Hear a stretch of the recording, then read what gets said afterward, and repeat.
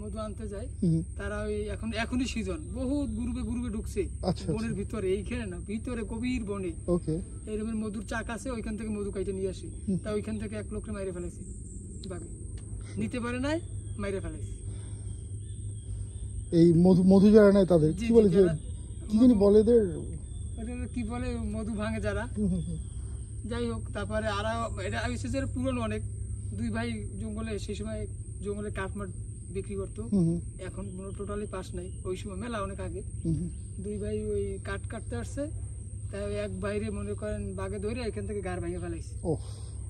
আর সাথের ভাই ওই কুড়াল ছিল, সাথে কুড়াল দিয়ে বাঘের সাথে ফাইট নিছে, পরে বাঘ চলে গেছে, আর ওই বাইরে লাশ নিয়ে বাড়ি চলে আসছে। বাঁচতে পারেনি, আর ঘাড় ভেঙে গেলে তো আর মানে লাশটা আমি দেখছি চোখে। আচ্ছা আচ্ছা আচ্ছা আচ্ছা, এই লোকগুলো সাহস আছে, মানে সেরকম বনের ভিতরে। এই দেখেন আপনার এই বনের ভিতরে মনে করেন এরকম এরকম এরকম শিকড় আছে, যারা ডাকাতি করে, যারা চুরি করে, যখন ফরেস্ট গার্ড, নৌবাহিনী বা র্যাব ধাবর দেয়, জুতা ছাড়া ওর ভিতরে দৌড়ায়। ওর মধ্যে জুতো দিয়ে মনে হয় দৌড়াতে পারবে না, কারণ কাদা পানি তো।